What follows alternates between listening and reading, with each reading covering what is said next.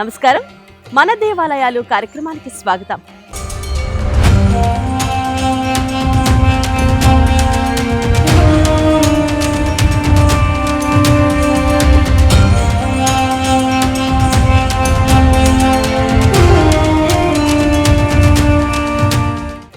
ఈరోజు మనం విజయవాడ పెనమలూరు మండలం పెదపులిపాక గ్రామంలో వేంచేసి ఉన్న శ్రీ విజయ రాజరాజేశ్వరీదేవి ఆలయం దగ్గర ఉన్నాం. మరి ఈ ఆలయం ఆవశ్యకత ఏంటో తెలుసుకుందాం రండి. అమ్మ ఉంటే అన్నీ ఉన్నట్లే. ఈ క్షేత్రంలో అత్యంత శక్తివంతమైనదిగా భావించేది శ్రీచక్రం. భూమికి సుమారు 140 అడుగుల లోతులో ప్రతిష్ఠించిన ఈ శ్రీచక్రం ఈ ఆలయానికి మరింత ఆధ్యాత్మిక శక్తిని తీసుకువచ్చిందని భక్తుల నమ్మకం. ఈ క్షేత్రానికి అత్యంత శక్తివంతమైనదిగా భావించేది ఈ శ్రీచక్రం. భూమికి 140 అడుగుల లోతులో ఈ శ్రీచక్రాన్ని ప్రతిష్ఠించారు. ఈ ఆలయానికి మరింత ఆధ్యాత్మికాన్ని తీసుకొచ్చింది ఈ శ్రీచక్రమే అని భక్తులు భావిస్తుంటారు.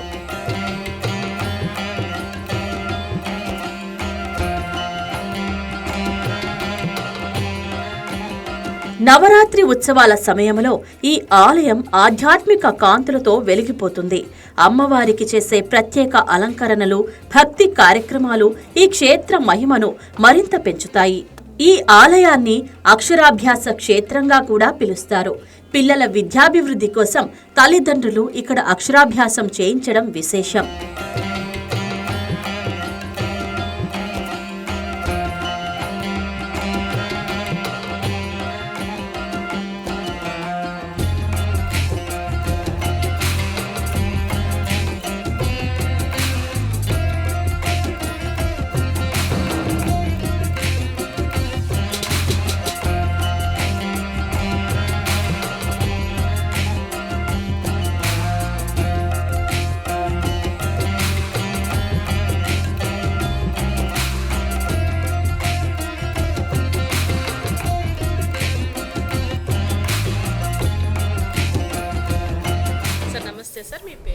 నా పేరు వెంకట శివప్రసాద్ అండి. నా పేరు.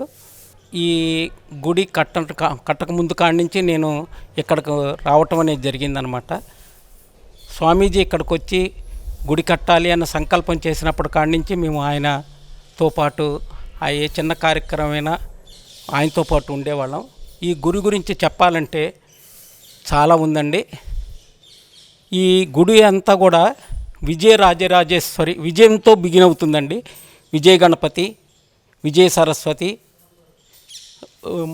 విజయ రాజరాజేశ్వరి, విజయలక్ష్మి, విజయ ఆంజనేయ స్వామి, అలాగే విజయ ఈశ్వరుడు కింద మొత్తం ఉన్నాయండి ఇక్కడ. ఈ ప్రత్యేకత ఏంటంటే, దేవాలయంలో ప్రత్యేకత ఏంటంటే కాశ్మీర్ టు కన్యాకుమారి వరకు ఉన్నటువంటి దేవాలయాలన్నింటి కూడా నేను దర్శించానండి. ఇక్కడ అమ్మవారి యొక్క ప్రత్యేకత ఏంటంటే, అమ్మవారి శిరస్సు పైనే శివలింగంతో కూడుకున్నట్టు పానువట్టంతో కూడుకున్నటువంటి శివుడు ఉంటారండి.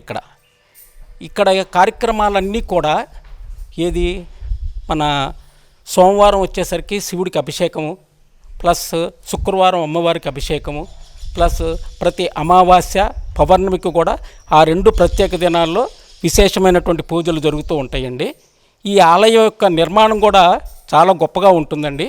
ఇక్కడ ఈ ఆలయంలో ఆ నుంచి మనకు 56 అక్షరాలు అయితే ఏవైతే ఉన్నాయో ఆ నుంచి చివరి వరకు బండిరా వరకు ఉన్నటువంటి అక్షరాలకి ప్రతి అక్షరానికి మన సనాతన ధర్మంలో ఒక అమ్మవారు అనేది ఉండటం జరిగింది. ఆ విగ్రహాలన్నీ కూడా స్వామివారు చెక్కించి ఈ దేవాలయం చుట్టూ కూడా ప్రతిష్ఠించడం అనేది జరిగిందండి. ప్లస్ ఈ 4 గోపురాలు కూడా ఉన్నాయి. ఈ 4 గోపురాలు కూడా 4 వేదాలకి స్ఫూర్తిగా నిలుస్తాయండి. ఇక్కడ అమ్మవారి ఎదురుగుండా శ్రీచక్రం ఉంటుందండి. ఈ శ్రీచక్రాన్ని ఏ దేవాలయాల్లో కూడా మానవులు స్వహస్తాలతో తాకి పూజించడం అనేది ఉండదండి. కానీ ఇక్కడ వచ్చిన వారు ఎవరైనా సరే తరతమ భేదాలు లేకుండా, కులమత భేదాలు లేకుండా వారి స్వహస్తాలతో ఇక్కడ ఈ శ్రీచక్రాన్ని పూజ చేసుకోవడానికి అవకాశం ఉంటుంది. ఈ శ్రీచక్రం కింద భాగంలో 120 అడుగుల బావి ఉందండి. ఆ బావి అడుగుల వరకు కూడా ఈ 120 అడుగులకి రాగి రేకులతో నిక్షిప్తం చేసి ఆ శ్రీచక్రానికి సంపుటీకరించారండి. అనేకమైనటువంటి యంత్రాలు దాని కింద అడుగు భాగాన ఉన్నాయి. ఎవరైనా కూడా మన యొక్క శిరస్సు యొక్క స్థానాన్ని కనుక ఆ శ్రీచక్రం మీద కనుక పెట్టినట్టయితే మనలో ఉన్నటువంటి నెగటివిటీ అంతా పోయి పాజిటివ్ ఎనర్జీ అనేది ఇక్కడికి వస్తుందండి.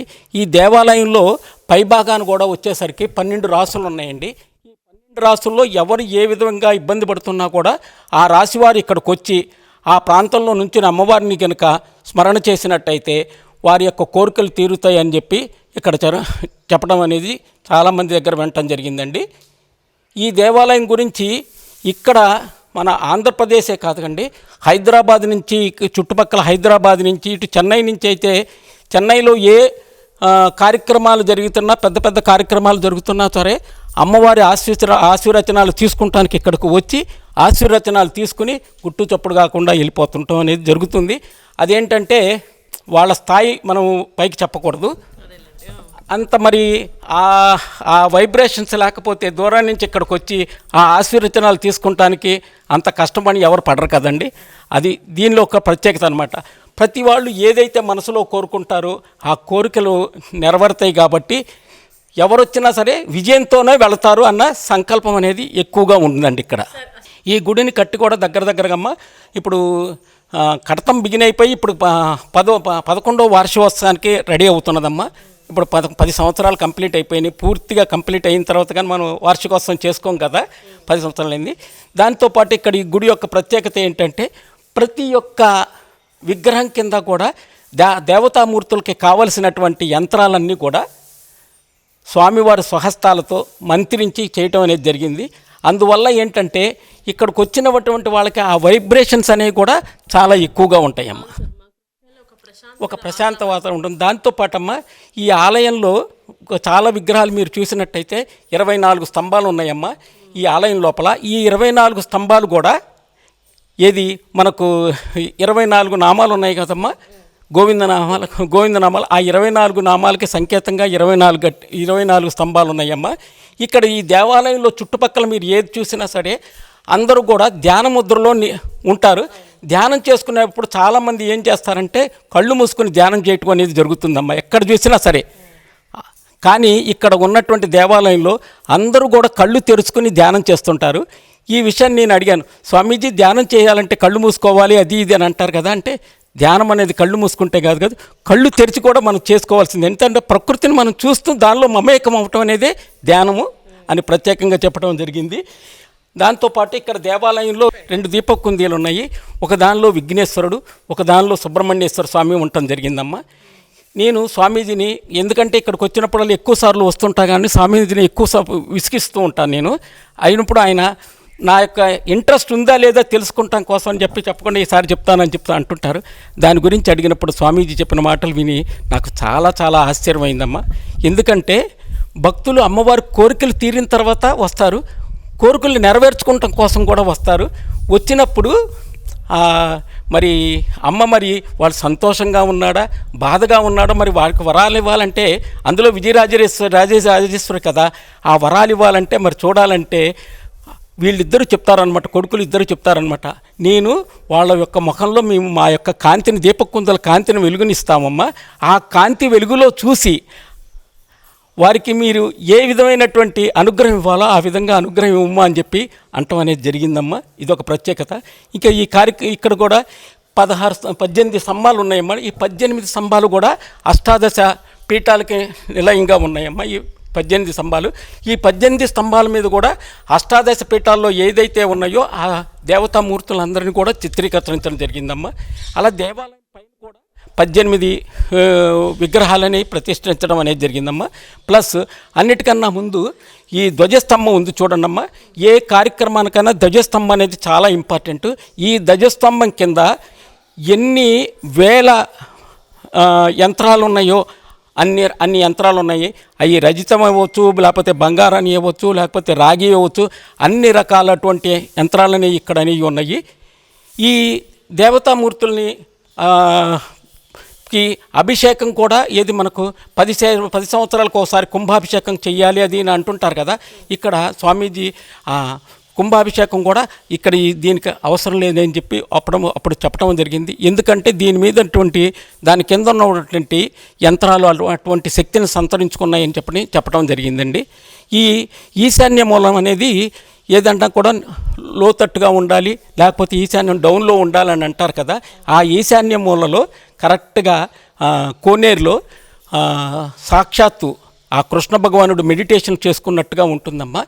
మనము ప్రత్యేకంగా ఆ కృష్ణ భగవానుడిని మెడిటేషన్ చేస్తున్నప్పుడు చూస్తుంటే ఆయన యొక్క హృదయ భాగంలో శివుడు ఉంటాడనమాట అని జరగడం జరిగిందమ్మా. అందువల్ల ఈ దేవాలయంలో ఒకటి కాదమ్మా, ప్రతిది ఏది తీసుకున్నా కూడా మనకు చాలా గొప్పగా ఉంటుంది. వచ్చిన వాళ్ళకి మన ఆనందంగా కూడా పొందుతామన్నమాట. మనం ఎన్ని సంపాదించినా, కోట్లు సంపాదించినా కూడా ఆనందం అనేది లేకపోయినట్టయితే ఏదీ ఉండదు. అదొకటి. మనం మరుక్షణం ఏమిటో కూడా తెలియనటువంటి పరిస్థితుల్లో మనం జీవితాలను గడుపుతున్నామమ్మా.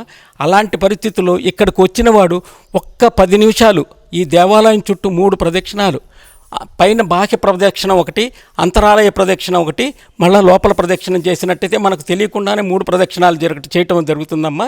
ఈ లోపల 2వ ప్రదక్షిణం చేసేటప్పుడు మనకు అష్టాదశ పీఠాలు ఒకటి, ప్లస్ 9 నవదుర్గలు ఒకటి, తర్వాత 10 మహావిద్యలు ఒకటి, తర్వాత దశావతారాలు ఉంటాయమ్మా. ఈ దశావతారాలు అయిపోయిన తర్వాత కూడా ఇక్కడ స్వామివారికి అద్దాల మండపం కూడా ఉండటం అనేది జరిగిందమ్మా. స్వామీజీ ఏది సంకల్పిస్తే అది ఇక్కడ ఆటోమేటిక్గా జరుగుతుంది. దానితో పాటు భక్తులు కూడా ఆయనకి ఆ విధమైనటువంటి సహాయ సహకారాలు అందిస్తున్నారమ్మా. ఇదే విధంగా ఈ సహాయ సహకారాలు అందిస్తూ ఈ దేవాలయం నలుగురికి మంచి చేస్తూ అమ్మవారి యొక్క కృప వలన అందరూ మంచిగా ఉండాలని మనసా వాచా కర్మణ కోరుకుంటున్నాను. ఓం నమః శివాయ.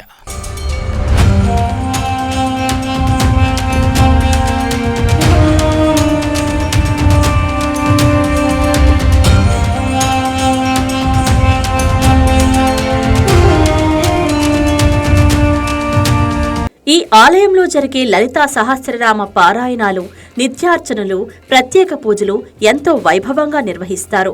ముఖ్యంగా శుక్రవారాలు, పౌర్ణమి రోజుల్లో భక్తుల రద్దీ మరింత ఎక్కువగా ఉంటుంది.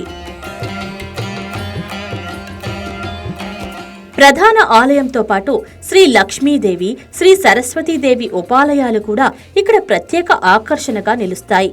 అలాగే స్ఫటికలింగ దర్శనం కూడా భక్తులకు ఎంతో పవిత్రంగా భావిస్తారు. నక్షత్ర దోషాలు, గ్రహ దోషాలు తొలగిపోవాలని భక్తులు ఇక్కడ 27 ప్రదక్షిణలు చేయడం ఆనవాయితీగా కొనసాగుతుంది.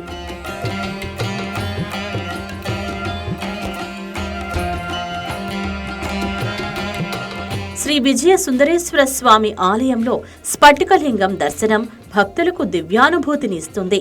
అమ్మ దయ ఉంటే అన్నీ ఉన్నట్టే అనే నమ్మకం ప్రతి భక్తుడి హృదయంలో ప్రతిధ్వనిస్తుంది.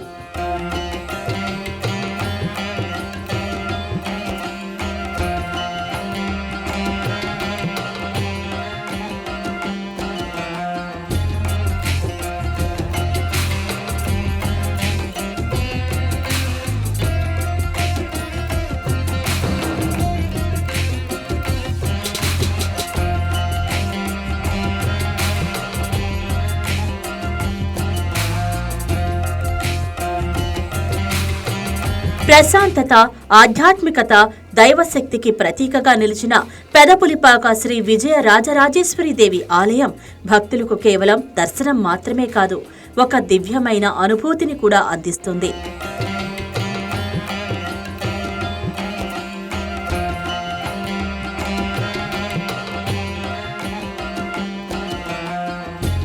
దివ్యానందనానికి నిలయం అమ్మవారి ఆలయం. శ్రీ విజయ రాజేశ్వరి అమ్మవారి ఆశీస్సులు మీ జీవితాన్ని విజయవంతం చేయాలని కోరుకుంటున్నాం.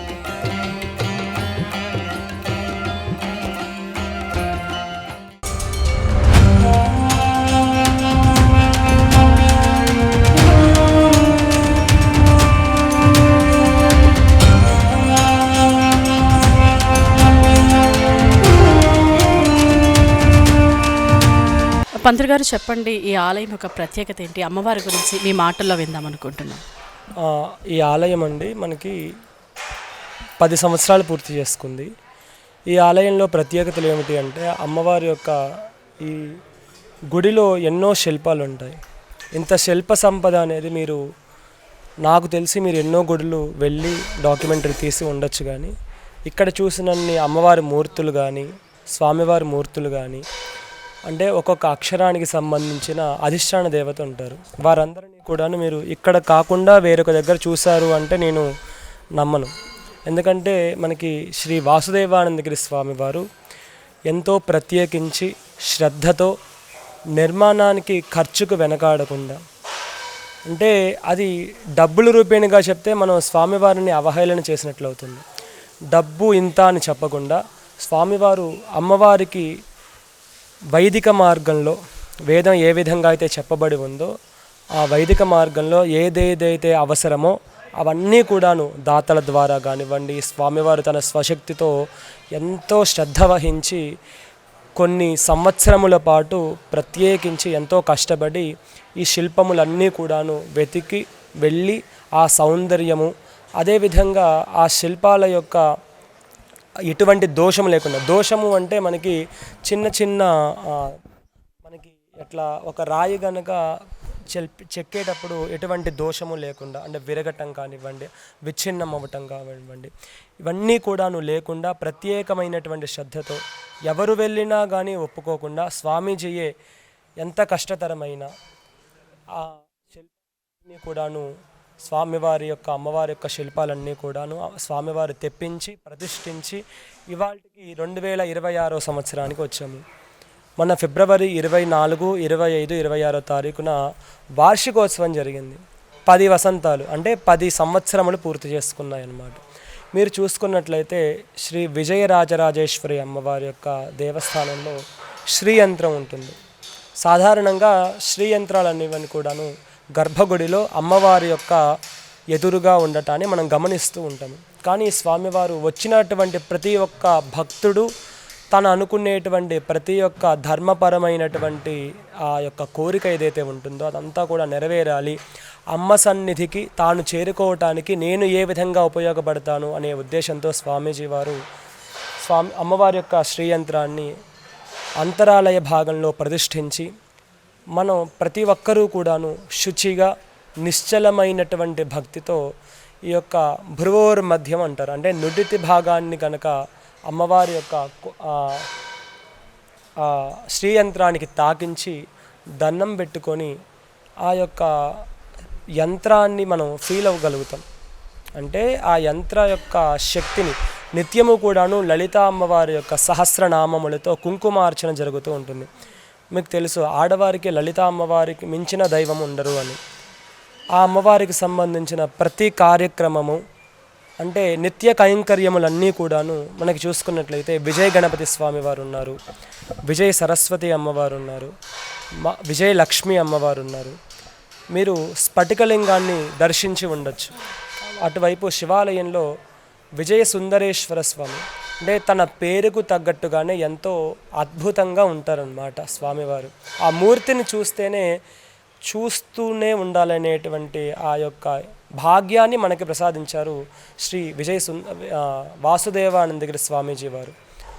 ఆయన చేసినటువంటి కృషి అంటే మనం చేసుకునే ప్రతి నలుగురికి భాగాన్ని వెళుతూ ఉంటుంది. మనం చేసుకునే ప్రతి కార్యక్రమం కూడాను కర్త కారయిత చేవ మోదకశ్చ ప్రమోదక అనేది వేదవచనము. అంటే మనం చేసే కార్యక్రమాన్ని చెప్పిన వాడికి, చేస్తున్న వాడికి, చేస్తున్నప్పుడు సహకరించిన వాడికి, చేయాలని చెప్పి చేస్తూ తనతో చేయించేవాడికి, వీళ్ళ నలుగురికి కూడాను సమాంతరంగా ఆ పుణ్యభాగాన్ని అమ్మవారు ఇస్తూ ఉంటారు. అలా మనం చేసుకునే ప్రతి ధర్మపరమైనటువంటి యొక్క సంస్కారం అంతా కూడాను మనతో పాటుగా మన కుటుంబ సభ్యులకి, స్వామీజీ వారికి, అమ్మవారికి అందరికీ కూడాను ధర్మబద్ధంగా వెళ్ళాలి ఆ యొక్క పుణ్య ఫలితాన్ని అని చెప్పి ఈ యొక్క ఆలయాన్ని ఎంతో వైభవంగా ప్రతిష్ఠించటం, నిర్మాణించడం అంతా కూడాను జరిగిందండి. ఇది ఈ యొక్క ఆలయం యొక్క విశిష్టత. అమ్మవారి శిరస్సు మీద చూసుకున్నట్లయితే మీకు చూసినప్పుడు దర్శనం చేసుకున్నప్పుడు కనబడుతూ ఉంటుంది శివుడు ఉంటారనమాట. అంటే శివదూతిని అని అమ్మవారికి పేరుంటుంది. అంటే యుద్ధ సమయంలో అమ్మవారి తరఫున మన శ్రీకృష్ణుడు కనుక రాయభారానికి వెళతారు కదా, పాండవుల తరఫున ఎక్కడికి వెళతారు? కౌరవుల దగ్గరికి వెళతారు. వెళ్ళి యుద్ధం వద్దయ్యా, ప్రశాంతంగా మీరు బ్రతకండి, వారికి మీరు ఇచ్చిన మాట ప్రకారంగా వారి రాజ్యం ఇవ్వండి, లేదు రాజ్యం కాంక్ష మీకు ఉన్నట్లయితే ఐదుగురికి 5 పట్టణములు, మన భాషలో ఊర్లు, 5 ఊర్లు ఇచ్చినా సరిపోతుంది, వాళ్ళు ప్రశాంతంగా రాజ్య పరిపాలన చేసుకుంటారు అని చెప్పి శ్రీకృష్ణ పరమాత్ముడు ధర్మరాజు తరఫున కౌరవుల దగ్గరికి వెళ్ళి రాయబారం నడుపుతూ ఉంటారు. అంతటి శక్తి సంపన్నురాలు అమ్మవారికి ఎవరు మరి రాయబారం చేయాలంటే తనతో పాటుగా, అంటే తనతో పాటు ఎవరు ఉండరు, తన భర్త కనుక ఆవిడ కాస్త తగ్గించుకొని ఆయన్ని మీరు నాకన్నా ఎక్కువగా అన్నట్లుగా ఆయన్ని ఉద్దేశించి శివదూతి అంటే శివుడిని తన దూతగా పిలిపించుకొని ఆ యొక్క శుంభ నిశుంభులు అనే రాక్షసుల్ని వధించడానికి నీవు వెళ్ళి నా తరఫున వెళ్ళి వాళ్ళిద్దరిని లొంగిపోమ్మను లేదా బ్రతకమను, నాతో యుద్ధం చేస్తే వారికి ఎట్లాగూను అంతమొందించేటువంటి అవకాశం నాకు ఉన్నది కనుక అని చెప్తే అమ్మవారు ఆ విధంగా సెలవివ్వంగానే స్వామివారు వెళ్ళి శివదూతిని అని ఆ నామానికి సార్థకత చేకూరుతుందన్నమాట. అటువంటి అమ్మవారు విజయరాజరాజేశ్వరి దేవి. అటువంటి అమ్మవారిని స్వామివారు ప్రతిష్ఠించడం జరిగింది. ఇక్కడికి భక్తులు చాలా విరివిగా వస్తూ ఉంటారు. రీసెంట్గానే అంటే మీకు ఒక 10 రోజుల క్రితమే పుష్పయాగము, అదేవిధంగా మహాపాశుపత రుద్రయాగము, ఇవన్నీ కూడాను మంచిగా ఎంతో అత్యంత వైభవంగా జరిగినాయి అన్నమాట. ఇలా ప్రతి నెల కూడాను ప్రతి పౌర్ణమికి అమ్మవారికి విశేషమైన అభిషేకం ఉంటుంది. ప్రతి అమావాస్యకి లోక సమృద్ధి కొరకై అంటే ఏ ఒక్కరి స్వలాభం కోసం కాకుండా లోకహితార్థము చండీ హోమం జరుగుతూ ఉంటుంది. ప్రతి మాస శివరాత్రి రోజున మహన్యాసపూర్వకముగా ఏకాదశి రుద్రాభిషేకము. ఎప్పుడూ కూడాను బయట ఏ దేవాలయంలో చూసుకున్నా ఆ అర్చక స్వామివారు అంటే లోపల పనిచేసేటువంటి అర్చక స్వామివారు కార్యక్రమాన్ని నిర్వర్తిస్తూ ఉంటారు. కానీ స్వామీజీ వారు మనకి ఎటువంటి భాగ్యాన్ని అందజేశారు అంటే స్వయంగా మనమే వెళ్ళి స్వామివారిని తాకి మహన్యాసాన్ని చెప్పుకొని అభిషేకం చేసుకునేటువంటి ఆ యోగ్యతని స్వామివారు వాయు ప్రతిష్ఠ చేసి మనకు అందింపజేశారు. ప్రతి ఒక్క భక్తుడు కూడాను గర్భగుడిలోకి వెళ్ళి ఏకాదశ రుద్రము కూడాను చదువుతున్నప్పుడు అర్చక స్వామి వారు అభిషేకం పాలతో, పెరుగుతో, పంచామృతములతో, పండ్ల రసములతో వీటన్నిటితో కూడాను స్వయంగా చేసుకునే అవకాశాన్ని కల్పించారు స్వామివారు. అలా ప్రతి మాసము ఆరుద్ర నక్షత్రం కానివ్వండి, ఏదైనా విశేష పర్వదినం ఉంటే ఆ రోజున ఆ దేవతకి ఎవరు ఉన్నా లేకున్నా భక్తులు వచ్చినా రాకపోయినా అర్చక స్వామివారు ఆ కైంకర్యాన్ని అమ్మవారికి చేకూరేటట్లుగా స్వామీజీ వారు అనుజ్ఞ ఇచ్చారు. కనుక ఆ విధంగా 10 సంవత్సరముల నుంచి నిర్విరామముగా నిర్విఘ్నంగా జరుగుతూ ఉందన్నమాట. ఇవాళ మీ ద్వారా మరికొంతమందికి అమ్మవారిని తీసుకువెళ్ళినట్లయితే వారు మీ యొక్క ఛానల్ని వీక్షించి వస్తే ఆ ఫలితం మీకు కూడా వస్తుంది.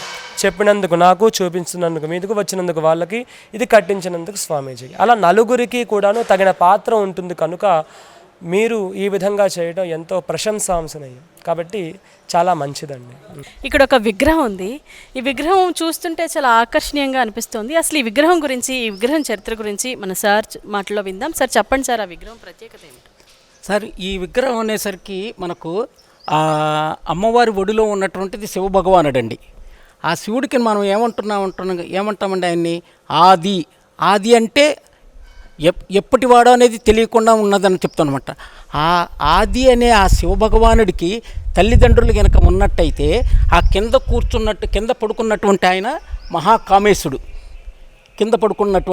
మహాకామేశుడు, ఆ పైన లోటస్ ఫ్లవర్లో ఉన్నటువంటి అమ్మవారు వచ్చేసరికి మహాకామేశ్వరి అండి. ఆ కామేశ్వరి ఒడిలో ఉన్నటువంటి వాడే శివభగవానుడండి. ఆ శివభగవానుడికి ఆమె స్తన్యునిచ్చి ఆయన్ని ఏం చేస్తున్నది, శక్తివంతుని చేస్తున్నది. ఏదైనా ఏ బిడ్డకైనా కూడా శక్తి సంతరించుకోవాలంటే ఆ అమ్మ పాలతోనే అది వస్తుంది అనే నిదర్శనంగా ఆవిడ ఈ విగ్రహం అనేది ఉందండి. ఈ విగ్రహంలో మనం చూస్తున్నాము అనేకమైనటువంటి కపాలాలు ఆమె ధారణ చేసినట్టుగా ఉంటుందన్నమాట. ఈ కపాలాలు ఏంటని చెప్పి ఒకసారి స్వామీజీని అడిగితే చెప్పారనమాట. ఒక్కొక్క కల్పానికి ఒక్కొక్క బ్రహ్మ అనేవాళ్ళు ఉంటారనమాట. అయ్యేసరికి ఆ బ్రహ్మ ఆ కల్పానికి అంతటికీ సేవ చేసి అంత సృష్టి కార్యక్రమాన్ని అంతా నిర్వర్తించాడు. కాబట్టి ఇంత కార్యక్రమాన్ని నిర్వర్తించినటువంటి ఆ యొక్క కపాలాన్ని ఆవిడ మెడలో ధరించుకుంటుందన్నమాట. ధరించుకుంటే ఒక్కొక్కసారి అనిపిస్తుందంట ఆవిడ ఈ భూ ప్రపంచంలో ఉన్నటువంటి యావత్ ప్రపంచానికి కూడా తల్లి లాంటిది కాబట్టి ఆవిడ అనుకుంటుందన్నమాట, ఎన్ని కల్పాలైనవి ఇంకా సృష్టి జరుగుతూనే ఉన్నది, ఎన్ని కల్పాలైనని చెప్పి తెలుసుకుంటాం. కానీ ఒక్కసారి ఆ యొక్క మెడలో ఉన్నటువంటి ఆ కపాలమాలను ఒక్కసారి స్పృశించినట్లయితే ఆవిడకి తెలుస్తుందా, ఓహో ఇన్ని కల్పాలైనయా, ఇంతమంది బ్రహ్మలైనయా అని చెప్పి ఆవిడ మనసులో ఆనందపడుతూ ఈ యొక్క అది ఏంటి మానవాళికి ఆవిడ ఉనికిని ఉన్నట్టుగా గుర్తింపజేసేటువంటి విగ్రహాన్ని ఇది అనమాట. స్వామీజీ ఇది చెక్కెత్తడం. ఇలాంటి విగ్రహాన్ని మనం ఎక్కడా కూడా చూస్తామనేది జరగలేదు. పెదపులిపాక గ్రామం పెనమలూరు మండలం కృష్ణా జిల్లాలో ఉన్నటువంటి శ్రీ విజయ రాజరాజేశ్వరీదేవి అమ్మవారి ఆలయ దర్శనానికి వెళ్లడానికి విజయవాడ బస్టాండ్ మరియు రైల్వే స్టేషన్ నుండి సుమారు 10 కిలోమీటర్ల దూరం ఉంటుంది. అలాగే ఆటో సర్వీసులు, బస్సు సౌకర్యం కూడా కలదు.